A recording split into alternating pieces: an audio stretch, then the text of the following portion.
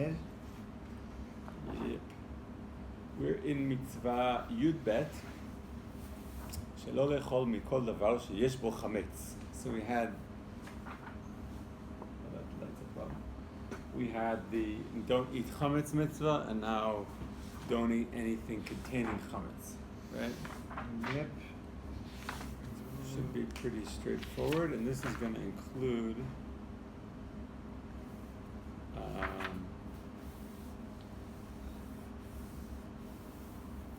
anything that that's most of what we do on Pesach, is we stay away from anything that might have chametz in it, even though it's obviously not chametz itself. Yeah. Even if it's not obviously chametz. Right. So we begin with י"ב, or we in the middle somewhere? Yeah, at the beginning. שלא לאכול מדברים שיש בהם חמץ ואף על פי שאין עיקר הדבר חמץ. One should not eat מדברים items שיש בהם חמץ, Any things. anything that has chametz, ואף על פי, and therefore, No, אף על פי, even though שאין עיקר הדבר חמץ. שאין עיקר, that it's not like obvious chametz. Well, the ikar, the essence is not chametz, like that. It's not the main thing. It's not like a bereka. Bereka is chametz and mashed potatoes, but it's chametz. Right, it's very obviously chametz. But he's saying like something that the chametz is kind of. We're trying to figure out what this means. Ein ikar davar chametz, something, a food that is ikar, it's not chametz, but it has chametz in it. So I said like a bereka is the opposite. Bereka, the ikar is chametz, like that's most of it, and that's the obvious part of it. The chametz is very obvious, but like maybe you have things like like people put make like meatballs and put breadcrumbs in them, right? The breadcrumb is just a filler. You don't even notice it. You could eat it and not know that it's there. So it has chametz in it. Is it a third level as well? So like may contain, or is that the same level? Let's say sesame seed. There's so many things that may contain, but there's no actual. Well, sesame seeds are not chametz. But the same concept. The concept that you often get packaging. Let me give you an example then. You go to buy a Yarden dip, and every Yarden dip you buy says Kitniot. What is Yarden dip? Yarden's a brand. I don't know, maybe it's UK. There's something as well. It's really brand. It's really UK. And every Yarden dip, I had to remember how to go to my rabbi actually. I'll tell you who something else was, but whether it's hummus. That's Kitniot. Or a red cabbage salad, or which has canola oil in it. Or no, it wasn't. Okay. Or no. What it was, he said, it's a bit like may contain nuts. They just say it for everything. And he said, if you're buying something which is not Kitniot, check the ingredients. Look at the ingredients. You don't have to worry about it, even though it says on the box Kitniot, because they went for the right. It's the line. The factory is everything has Kitniot in it. They don't even check each one individually. It doesn't matter because according to the hechsher, it's all Kitniot, right? Yeah. But I'll tell you even more than but my start rabbi, beyond that. My start rabbi in the UK, proper really does tell a lot of things, was quite. Oh, that's absolutely true. No, I'm going to say it goes one step further, that chocolate on Pesach, most of the chocolate, it says Kitniot on it. But what kind of Kitniot is in the chocolate? Soy lecithin. Okay, that's why it's like the 8th ingredient, the last ingredient almost. So I heard from my rabbi in Rav Ariel, he said, Kitniot is about the b'shishim. If there's less than a 60th in it, it's not considered Kitniot. Ashkenazim Kitniot, no problem. So I looked up industry standards for lecithin, and it was less than a 60th. Like nobody's going to put in that much lecithin. It's a very small amount. So we just started buying the regular, But Kitniot chocolate. But that's the whole kashrut, some would say, industry anyway. I'm going one step further and tell you that if I go to France, I can check the kashrut list, and assuming not Cholif Israel, Boursin cheese you can buy from the supermarket. And go to UK, same Boursin cheese, the same codes, the same factory, are not kosher in the UK. So you just ate non-kosher cheese, you're saying? And the reason is, it's just the best, the way they approach in the UK, they can't trust people when it's not kosher. But in the UK, they also have lists things that are considered kosher even though they don't have hechsher. No, but I'm saying the same cheese is on the list, and it's not just on the list. Actually, on the list it says not kosher on the list in the UK. Oh. Okay. So that's a local Beit Din decision. Yeah, it's more of a local Beit Din cartel. I say quietly, not quietly. Yeah, that's even more than what you said. Yeah, that's and I think a lot of it is, whether it's cartel, whether it's whatever, it's almost about protecting their. I mean, the famous one in the UK, the well known one, when the Sephardi Beit Din, one of the most commonly available factory breads, which you buy anywhere and everywhere. They went and checked it and they stamped it SKD, SK, which is kosher. Mm-hmm. And it's great. Even if I ever in the UK, Kingsford bread, you can buy almost anywhere you want, you'll find bread that's kosher, like from any supermarket. And the Ashkenazi Beit Din came out and said, well, it's kosher, but you shouldn't really buy it unless you really have to. And actually, check out Shulchan Aruch. Shulchan Aruch says, which is Sephardi approach, you really shouldn't buy bread made by non-Jew unless you have no choice. And the Ramah says, go wherever you prefer. And yet here you had the Ashkenazi Beit Din telling you not, because their bakeries were at threat in terms of their revenues. Mm-hmm. Yeah. It happened in Johannesburg maybe 8 years ago that normal Coke was not kosher Pesach. I don't know why that 1 year wasn't. So one guy imported the pligat juice and started selling, and they basically put out a message that even though this guy is selling, with the rabanut of hair, we do not consider that kosher Pesach. My favourite in the UK was Mars bars. At one point, the vegan society stopped declaring Mars bars vegan due to some animal product going in their quotes. But it's milk chocolate. What I found, it's like the vegan society said, no, vegetarian society declared it not vegetarian. Not vegetarian. And the London Beit Din released a statement to say it is still kosher. Yeah. Because it wasn't butter shish, it was like a tiny amount. There was something going there. Oh, really? But they're saying it's not from the kosher, but it doesn't matter, and don't worry. So funny. But the vegetarians are more mindful. That's so funny. It didn't last very long. I think vegetarians were outraged by that, and overall they quickly put it back into there. Except there was a point where it wasn't deemed vegetarian due to meat product in it, but was still deemed kosher under the Beit Din. Bloody Anna. Yes. So. Yeah, that's quite insane. Even more so for Pesach, if you buy meat that happens to be Beit Yosef. Yeah. Personally, I don't eat Beit Yosef on Pesach, even if I buy plain meat. I don't think there's challah in the meat, but it's still. What's on Beit Yosef? Beit Yosef is like the. What does Pesach have to do with the meat, though? Yeah. If there's anything with spices, if there's anything with mincemeat, anything. Oh, you mean a prepared meat? Even just plain meat. That's what I've been told. You mean because you're worried about the fact that Beit Yosef is the Sephardi Beit Din? Yeah, there might be spices mixed in. Yeah. It's a plain cut of meat? Yeah. No, you can. No, you can't buy that. In the same way, you can buy fish from a non-kosher. So in the UK, you can buy fish from a non-kosher shop or supermarket or fishmongers, as long as it's got skin in it, and you wash it, and it's from Pesach. Yeah. I don't know. It's something. I've never heard that.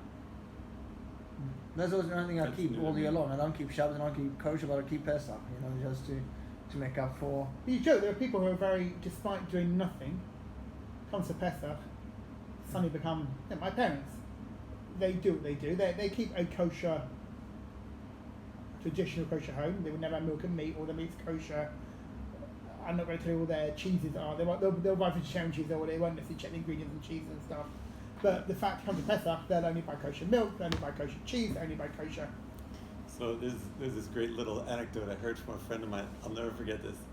He went as like a shaliach to a festival down near Ashkelon. There's a festival on Pesach, Chol Hamoed, and they set up like a whole tent for people to doing outreach, you know. And they had food. They brought in their own food, and anyone could come and eat. You know, it was kosher Pesach. And this girl walks in. She came to one of their activities or something, right? And when they brought the food, she asks very loudly, "Are there Kitniots in here? Because I don't eat Kitniots, right?" And she was like naked, like she's like literally wearing nothing, maybe body paint, you know. But she's very worried about the Kitniot.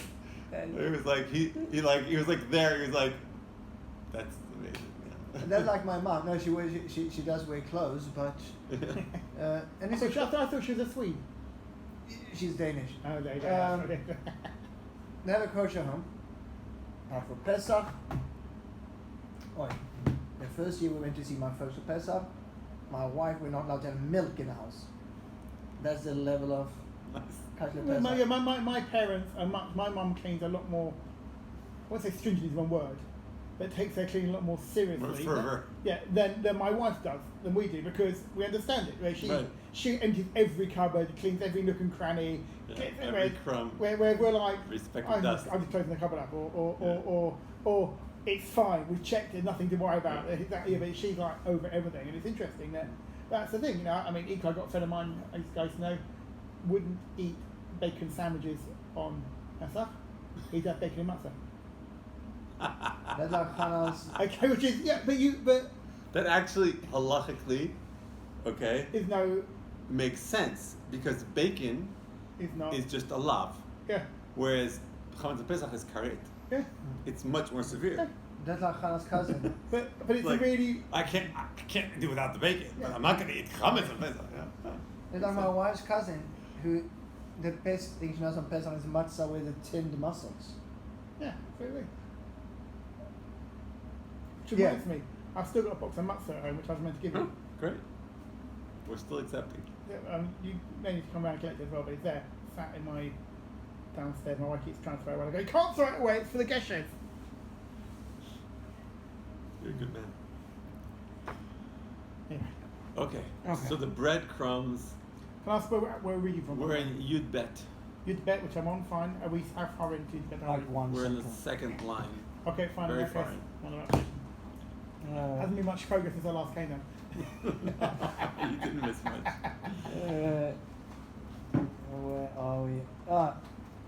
כגון כותח, הבבלי וכיוצא בו שנאמר.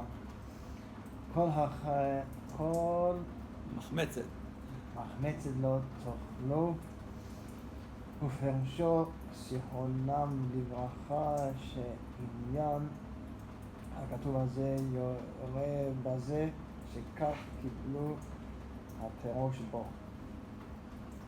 Okay.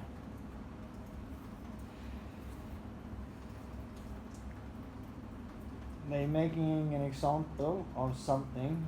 Babylonian Kutach. Yeah, Kutach is a kind of milky porridge that had mostly some kind of milk or custard and had some flour in it. According to my book, if you would like to know what it's spelled as, made of sour milk, old mouldering bread crusts, and salt, and is used for dipping food into it. There you are. Yeah, it sounds delicious. Yeah, and it's obviously. Well, you say that, but I mean, it's not quite that.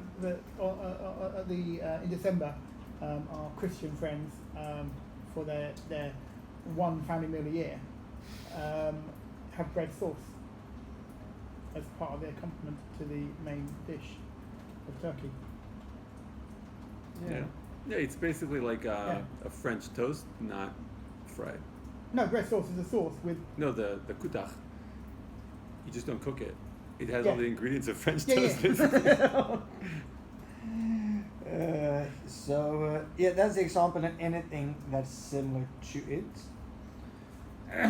Sheneman, as it says, as it's stated,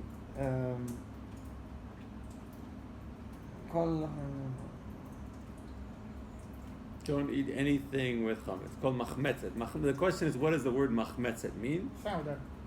Right. Is machmetzet the starter dough, or is machmetzet anything that has been leavened? Anything that has been leavened.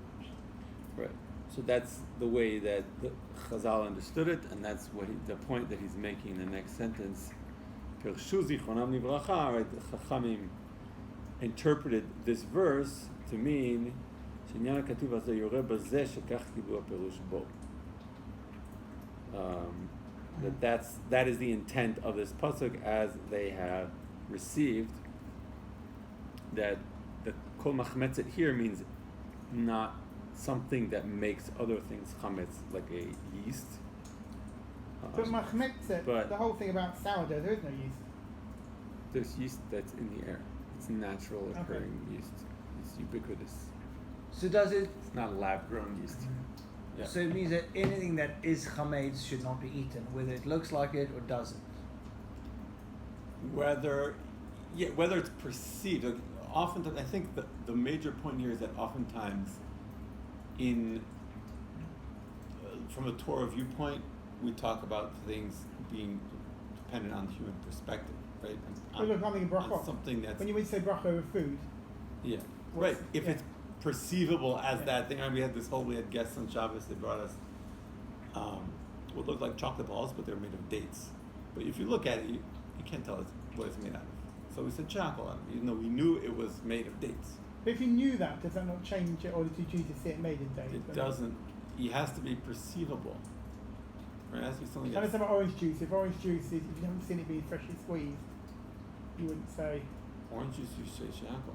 But if you see it freshly squeezed, do you say break rates? No. They do. No, juices are all shackle except for wine, grape juice. So what you say all these? So usually we say, if you can't see the bugs, they're not there. In this case, when you can't see the chametz, it's still there. Yeah, because you can't. Well, I suppose you can't eat bugs either, but. It's an approach. You mean if you can't see them, they don't count. Rather than saying, I can't see, so I assume it's not. This is assuming the worst rather than assuming the best. No, I think it's actually related to a different issue, which is in kashrut we have a concept that's called ka'ikar, and this is something that appears in the Torah. From the Torah perspective, it appears here.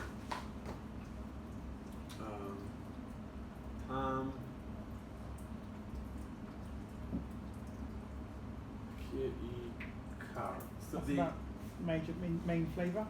Yeah, so the flavor of something as if it itself were here. This is the reason that if I cook a cucumber in a pot that had ham in it, I guess you don't cook ham, that had non-kosher meat in it, right? It was cooked non-kosher meat earlier the same day, and then I cook a cucumber, boil a cucumber, that cucumber is treif. Why? Because the tam has been transferred. And tam ka'ikar, if it has the flavor of the thing, it's considered to have the same status as that original thing. Ham is treated by the fact you don't cook ham. What do you mean? What's that? Don't cook ham? What does one do with ham? I thought you... Ham is pickled, I believe. I knew that. You don't cook it. I never knew that. Yeah. If I'm not mistaken. So how does that actually work? Cured. Okay. Yeah, I don't know. I thought. Smoked or pickled, yeah. I thought they had like ham. I don't know.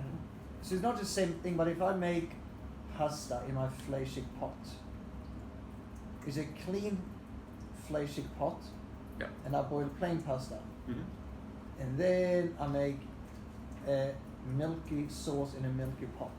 Yeah. Somehow I don't get it. I can then eat my pasta and my sauce. Okay, so that...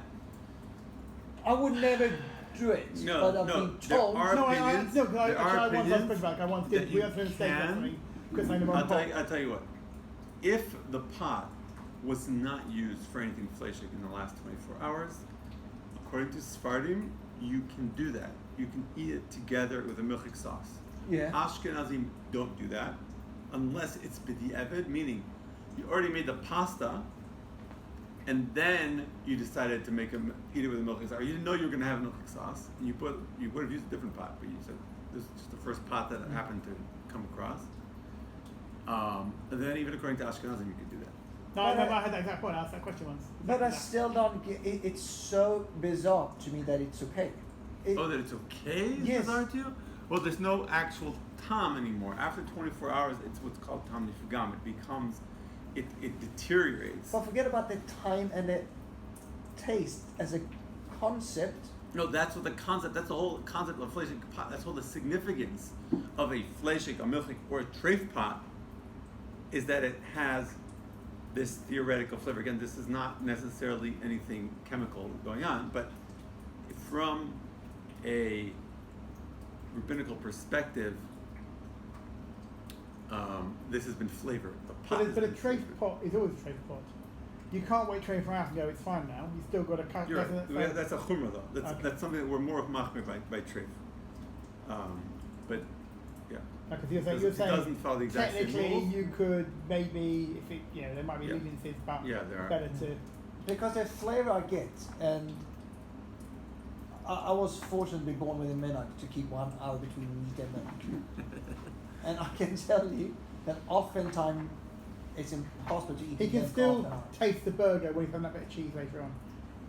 Meaning So I get the flavor thing, but I still think it's so weird that you make something completely plain in something completely meaty, and then all of a sudden, because you waited 24, it just doesn't make sense. Well, it's not. That's the whole thing. It's not completely meaty. The only thing that makes it meaty at all is that the pot once was meaty. The pot itself isn't fully meaty anymore. So why can't you do the same for Pesach? What? Then it should be. Pesach, we have a lot of chumras on Pesach. Because then it should be enough just to wait. We go beyond the regular rules of Pesach. Because it's equally kind of as bad to mix meat and milk as to eat hametz, to simplify. No.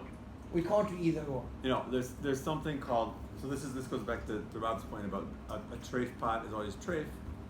The same is true for a chametz pot on Pesach. It's always going to be chametz because on Pesach the chametz becomes isur. It itself becomes forbidden. Rather, during the year we have milk and meat. Each one is permitted by itself. So it's called a heter, and something that belongs to the category of heter. After 24 hours, we say it deteriorates and it's no longer itself. It's no longer considered milchig or fleshig or real. It's just an additional chumrah not to use it together. But it doesn't make anything fleshig. Because that's another thing that doesn't make sense to me, and this is me. Nothing happens after 24 hours. Maybe the taste might disappear. Let's take a step back. We've gone far afield from what we're trying to learn, but this is an important topic.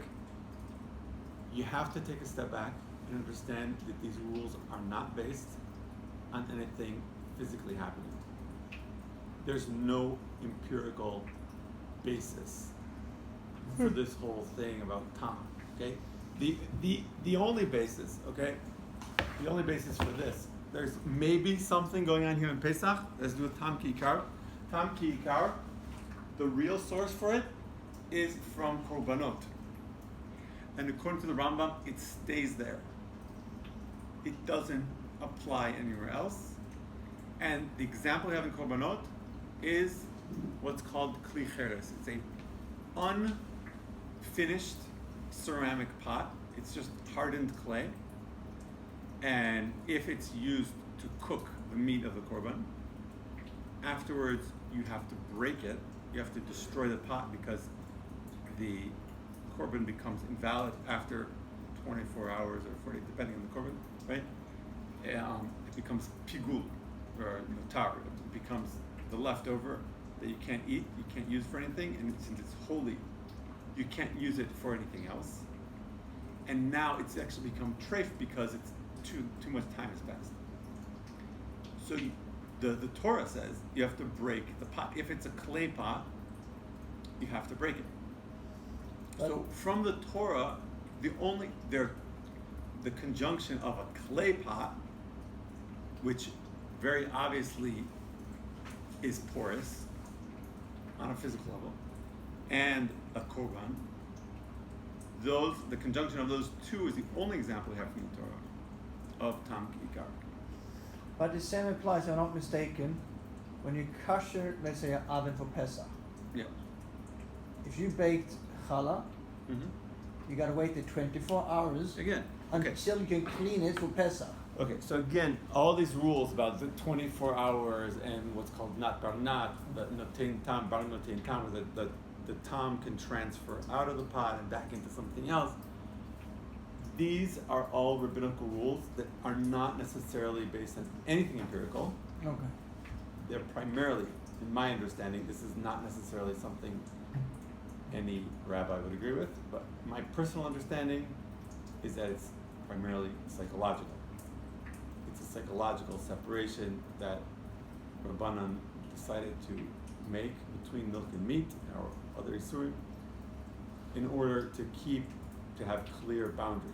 Whilst at the same time, if you want to go a bit further, not making it too difficult. Because you're living in villages and towns where people didn't have much, mistakes were probably easily made, and it's try and find an answer. I think it further, find a way where they could actually.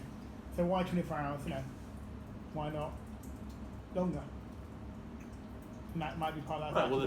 But I'm saying that 24 hours itself. Yeah, but I'm saying that's why we is a solution for another. It's a rabbinical solution to a rabbinical problem. Yeah, exactly. Yeah, that's what I'm trying to say. It's kind of like it creates a separation without making it impossible. Right. It's kind of like, the Rabbanan said everything that's not Yershut Yachid you can't carry on Shabbos, but you can make a neighborhood. There's a problem, and then they also provide the solution. So it's kind of something like saying, we're gonna consider everything tam k'ikar, make it everything becomes fleshy, so milk and that. But you gotta limit that. All right, we're in the second paragraph. שאם יש, שאם יש במאכלים אלו I think you skipped something. לדעת הרמב"ם, לדעת הרמב"ם זיכרונו לברכה, שאם יש במאכלים אלו כזית חמץ לכדי אכילת פרס, אסור מן התורה בלחץ, כלומר למלכות אבל לא לחמץ. כיוון שנתערב באור ואם לא... No, stop there, at a period. You don't have a period? Yeah, I do. Stop there. So, let's see here.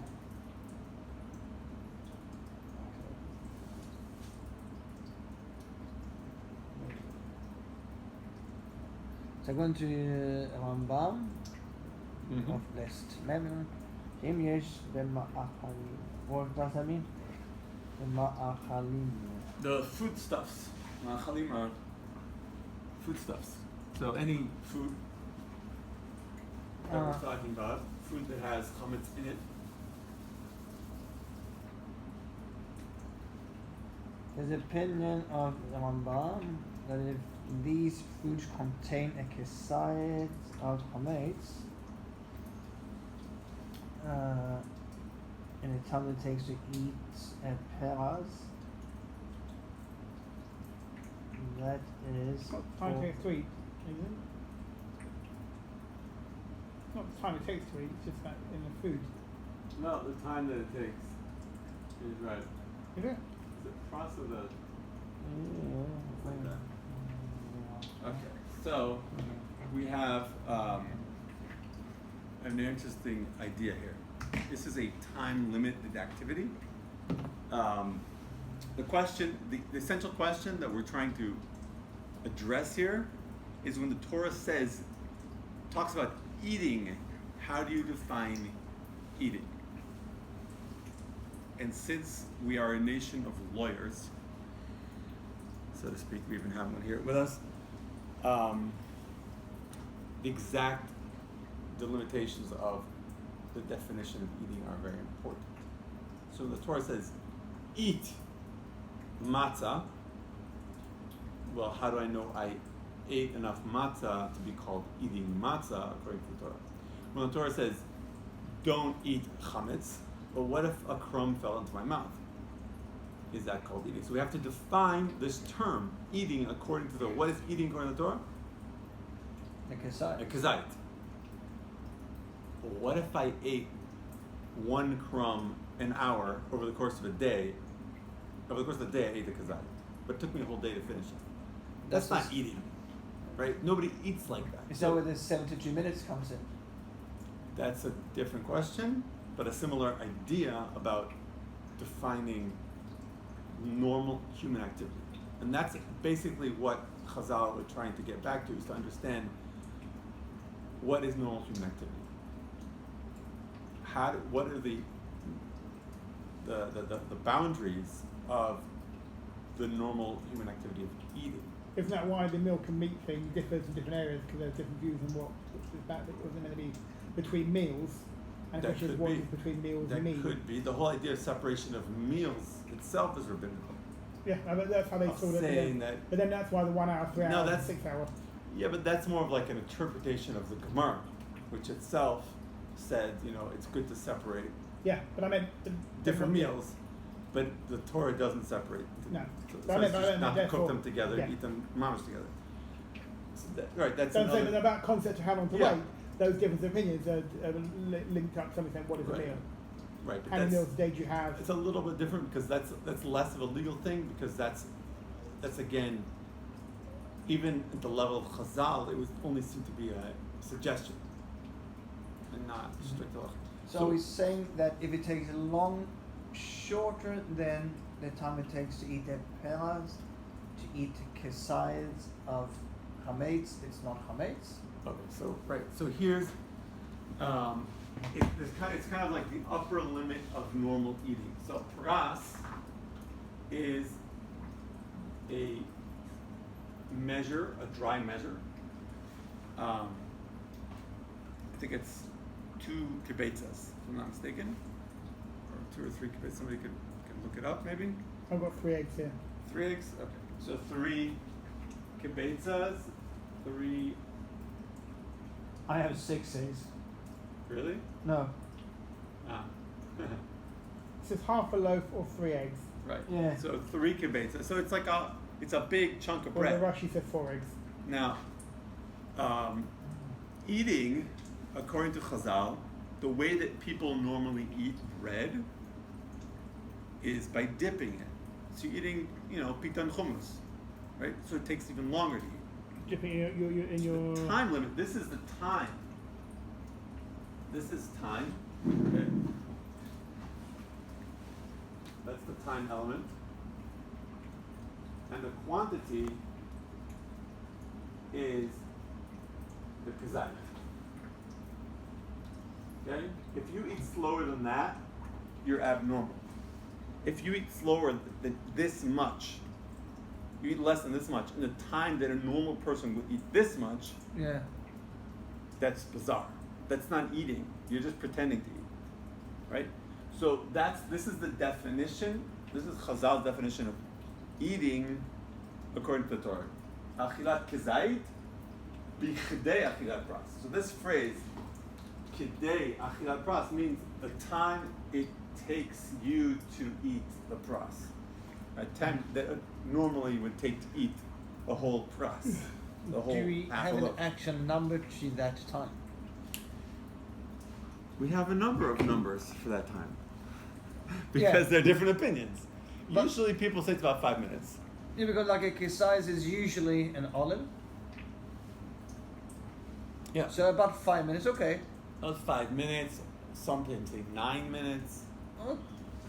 Is that Somewhere why in there. the The 9 normal- minutes? Is that why the 9 minutes on the fast day, if you're struggling to fast, you're allowed a cheek full every 9 minutes? Yes. That comes to the end.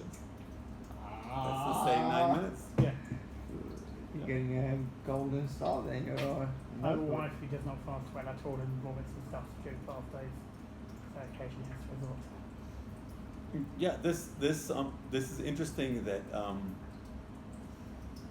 this amount of time is used for a number of things. One of the things it's used for is the time that you have to spend in a house that has a dead body in it to become tummy. But there, Chazal said, specifically eating barley bread. I don't know what's faster or slower to eat wheat bread than barley bread, but specifically there, it's barley for some reason. Minor difference, I guess. So this is an important concept to understand and to be familiar with. Kedei achilat pras. That's just a time constraint. And this is typical of any mitzvah that involves eating. That the shi'ur, right? The definition of eating is achilat kzait bichdei achilat pras. I always thought though that when it came to hametz, the minimum amount was less than a kzait. Okay, so that's exactly what we're talking about right here. That's the question is, not eating hametz, but eating a ta'רוvet hametz, right? Eating this meatball, this kebab that has breadcrumbs in it. I have to eat a kzait of breadcrumbs, right? I have to eat kzait hametz for it to be to fulfill fall within the prohibition. The criteria of not eating chametz. And here, that's eating the chametz itself. Here, I'm eating chametz b'derech agav. Right? I'm not eating chametz directly. I'm eating it because it's a part of something else. I'm not interested in the chametz. No, but the entire. So this is a different mitzvah, and that's why here we have a different way of looking. According to the Rambam, it's only a lav. According to the Rambam, if you eat kzait chametz, that's correct. That's according to everyone. But if you eat a whole bunch of kebabs and you end up eating a kzait of chametz, again, bichdei achilat pras, in those 5 minutes you stuff your face with these kebabs, it's not correct. It's only a regular lav. It's only a regular lotase. Because it's essentially a different activity. It's essentially a different intent. That's what the Sefer Chinuch brings here. Asur min Torah belav, right? Only at the level of lav. Yeah. Klomer lemalkut, aval lo lekaret. So if you're going to be punished, if somebody sees you doing it, etc., and they warn you, the punishment would be lashes and not karet. Mikivan shenitarev birov, since whatever you're eating is mostly not chametz, so it doesn't count for the mitzvah of not eating chametz, that prohibition. ואם לא יהיה בהם כזית חמץ בכדי אכילת פרס, לא יהיה בו מלכות אלא מכת מרדות, לפי שאינו אסור מן התורה אלא מדרבנן.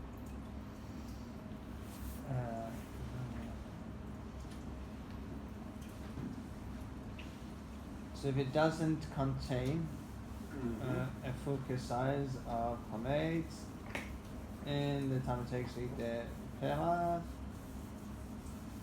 then there are no malkot, there are no the lashes.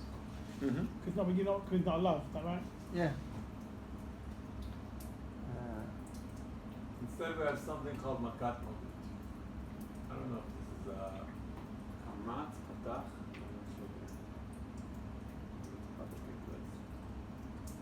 I've got the other side. You have what? Patach? Patach, yeah. Ah. It was 50-50. Okay, so makat mogut is the rabbinical corporal punishment, the only one there is, and it has both an advantage and disadvantage in comparison with the malkut, which is min Torah. Makat maldut. If we're talking about malkut, it's 39 lashes, no more, no less. Makat maldut can be more or less. I thought malkut was up to 39, but would depend on the person you're giving it to and their ability to withstand it. So somebody who is weaker. If somebody is weaker, then you only give them as much as they can take. Yeah. You wait for them to recover, and then you give them the rest. Oh, I didn't know. They just don't get it all at once, but they get it eventually. Yeah. So makat mardut is mardut. What does this word mean? Rebellion, rebelliousness. Okay? Rebellious. Put it in there. If somebody is refusing to accept the authority of the Rabbanan, they're considered to be rebelling against Chachamim, and they need to be put in their place. So makat mardut, it says makimoto ad she יימצא, until he agrees to do whatever it is. It could be. It's usually applied in cases of rabbinic prohibition. So, but it works the same way. You need somebody to warn you ahead of time, etc. It's not just nilly-willy, they come and grab you in the middle of the night. It has to be something that's clearly what's the word I'm looking for? Predetermined, preordained. When you plan something ahead. Yeah, preordained. No.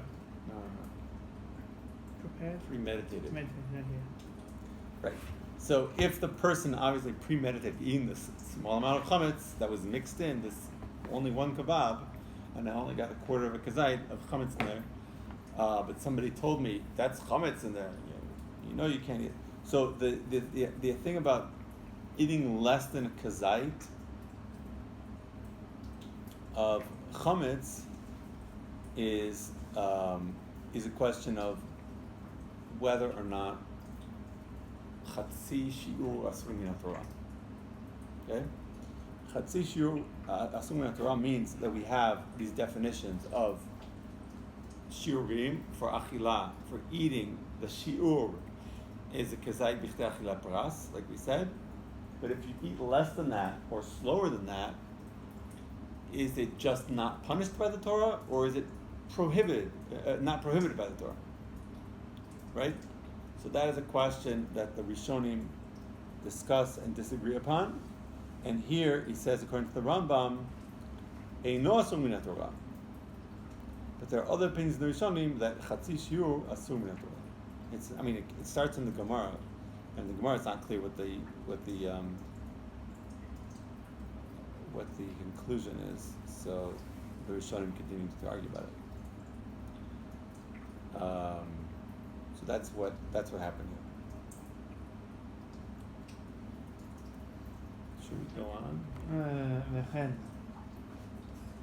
כתב בחיבורו הגדול, ואם כן לדעתו יבוא העולם שבכל מחמצת להיכה שנתערם כסאי חמץ בפרטי אכילת פרס שיהיה בו לאו, כלומר מלכות ולא קרס.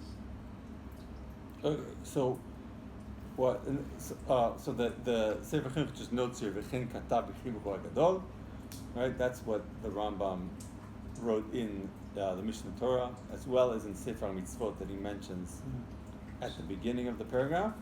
So according to him, or to his view, yep.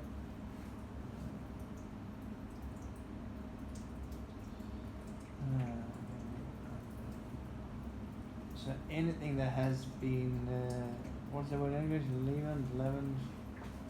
Leavened should not be eaten.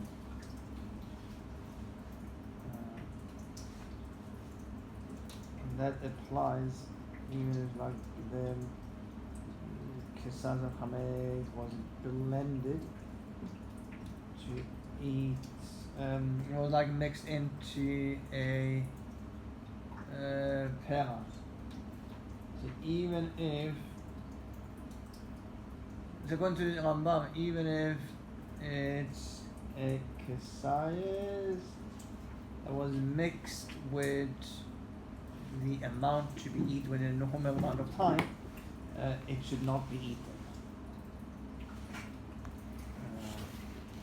Well, that's according to everybody. The question is that Derabanan or Deraita? And the other question that we're tackling here is, what is the relationship between this pasuk, called hametz lo tochelu, which mentions hametz and not hametz? So there's a difference here. There's some distinction being made between hametz and hametz. And by hametz it says, kol haochel hametz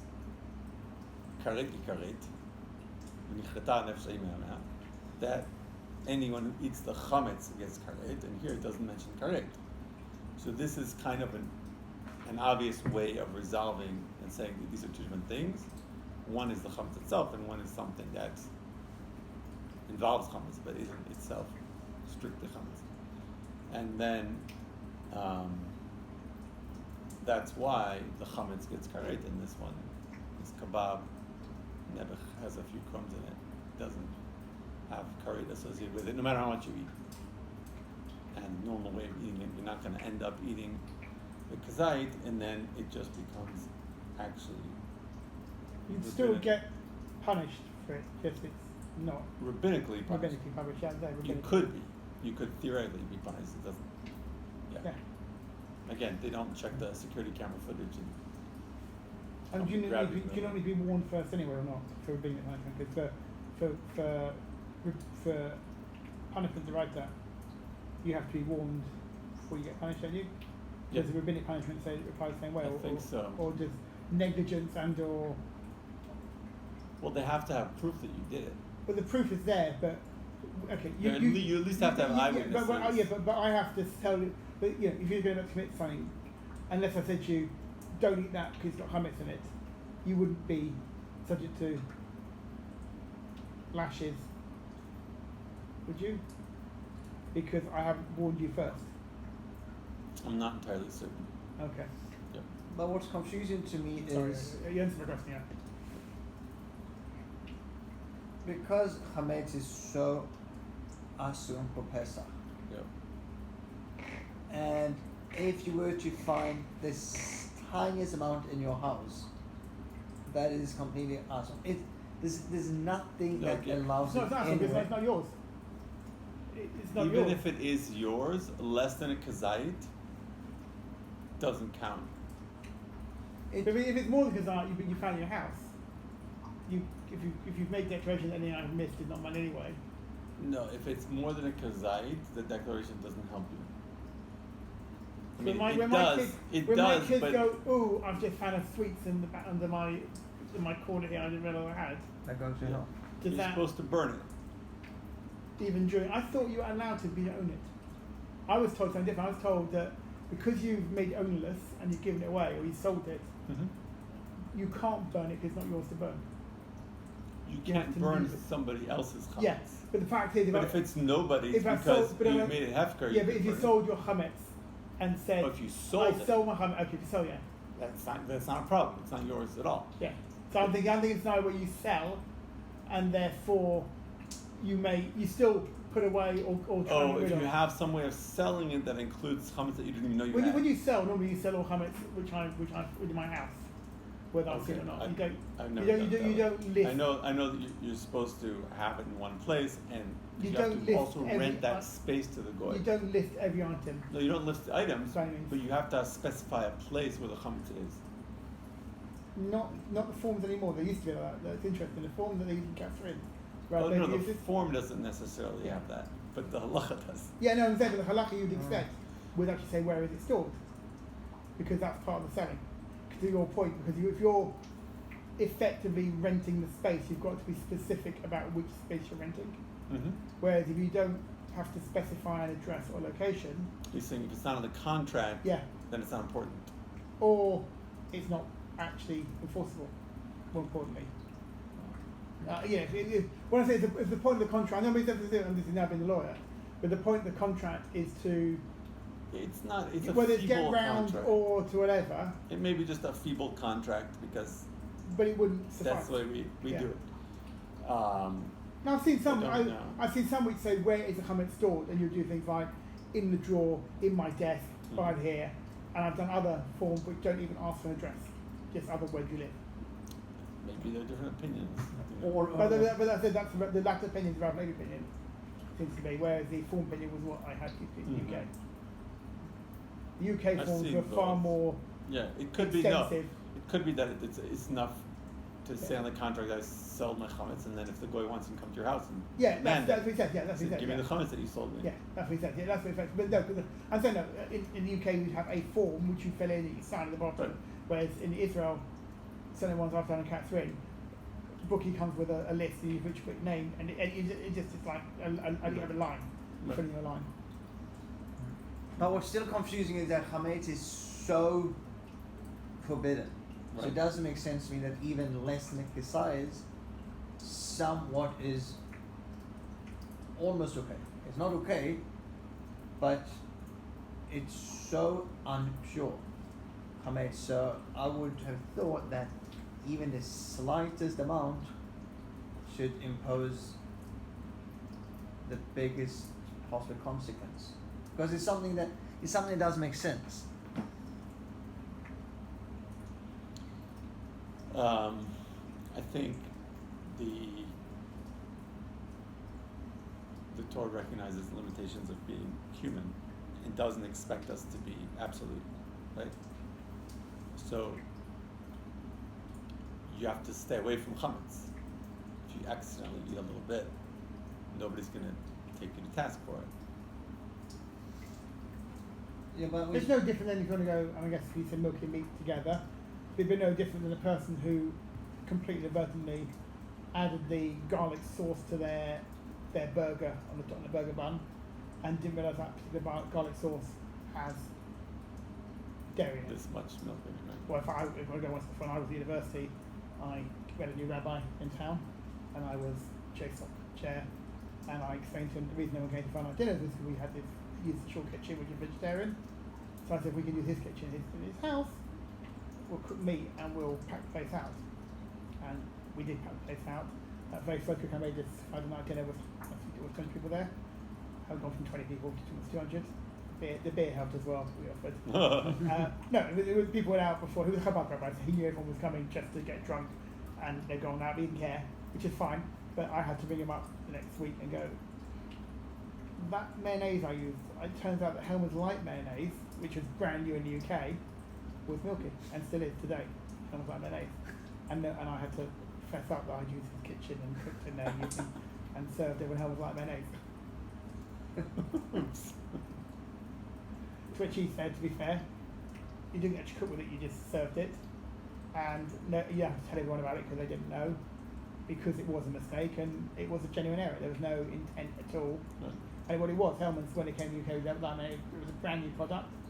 And nobody, and if you knew, you knew, but if you weren't looking for it, Right. I didn't come from that kind of background yet, so I wasn't there. I'd seen mayonnaise and make sure to buy Hellman's when you get Hellman's and Right. It kosher. would never occur to It you. didn't occur to me that the light mayonnaise would not be That's so apparent. That's funny. Yeah.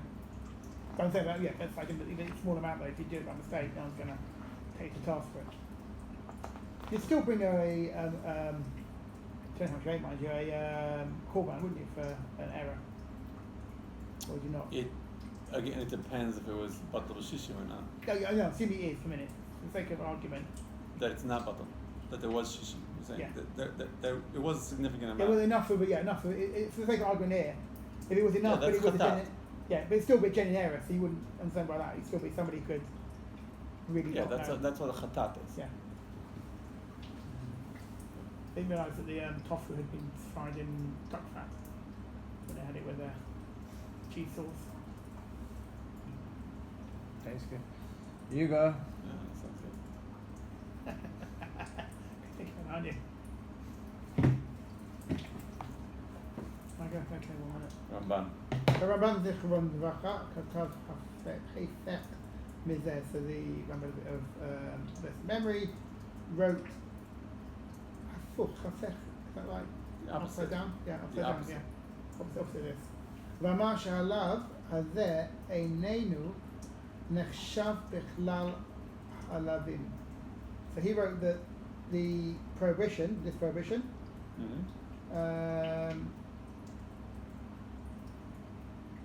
is not saying the club general love, general loving. It's not considered right in the class of loving. This pasuk is not its own mitzvah. Okay. So אלה שהוא מן הלווין הרבים שבאו בחמץ ובשאור. So in this concept,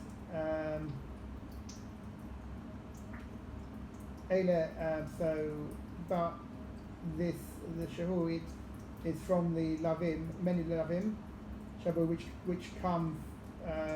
It's part of the more general. It's not. So what you're saying, it's not a love on its own. It's part of the general love around chametz.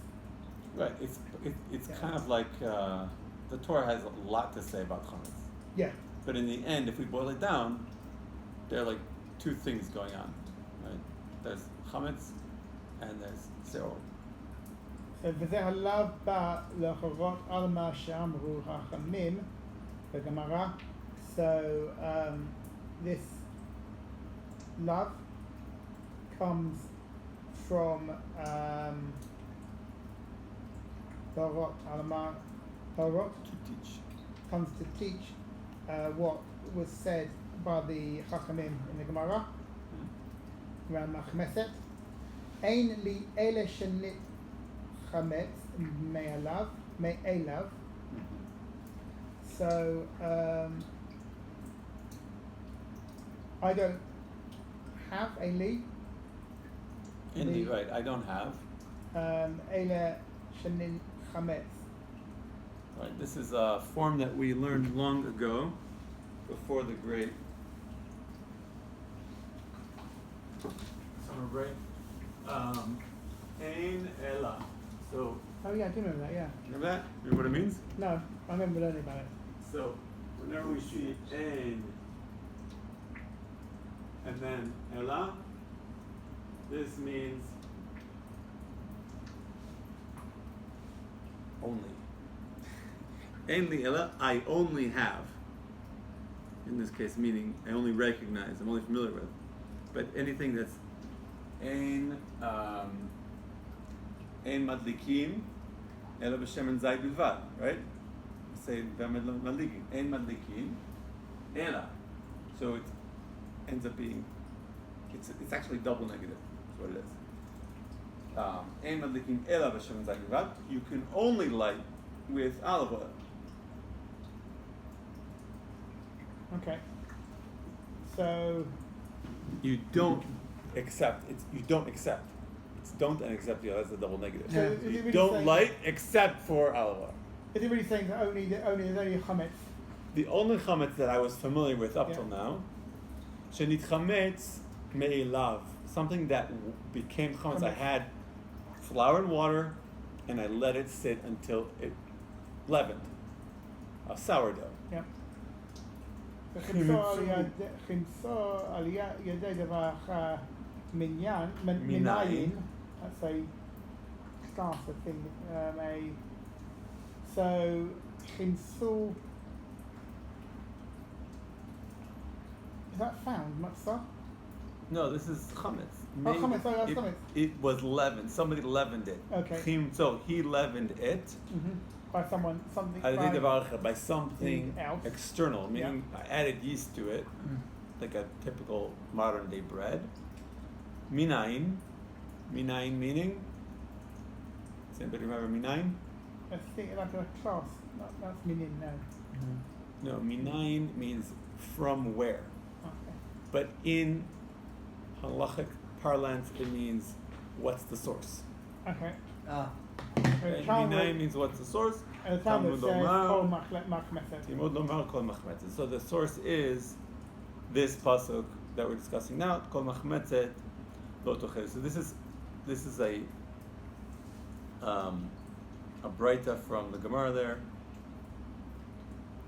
It's actually a midrash halakha in its form, that they're understanding what is the role of this pasuk in the whole mesh of discussion in the Torah about chametz. What is the role of this pasuk? It's adding in this to make sure that we understand that chametz, that the things, the leavened things that we can't eat is not just your standard chametz, which I guess in that era when you said chametz, that was what people thought of. It was like a sourdough kind of thing that was leavened on its own and not by way of external yeast being added to it. So here, kol machmetzet adds in anything that is chametz, no matter what the process was. So, aval binyan hametz shenit arvav, but in the inyan of mixed hametz, so hametz mixed in. Right, that's what our point is, discussion. Kol zaman sheyeh vo kzait b'chadei achilat pras. All the time that you will have the zait, have your zait, in the same compared to when you the time takes it to pras. B'zeh ein sarich lav b'fnei atzmo. In this, you don't need doesn't need to be a lav within yourself. Does that mean sorry? By itself. By itself. Bifnei atzmo means by itself. Fine, yeah. So this is what we said. Don't accept it. And bifnei atzmo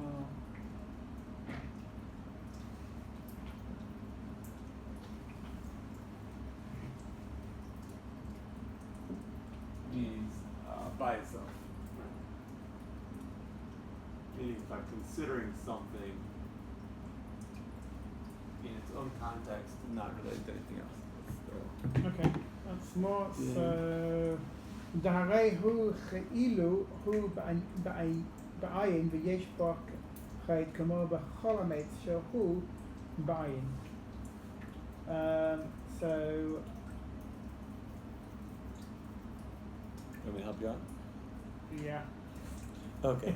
So, kol zaman, any time, meaning in any situation that we have in this food stuff, enough chametz that you could eat a kzait of the chametz that's mixed in with it.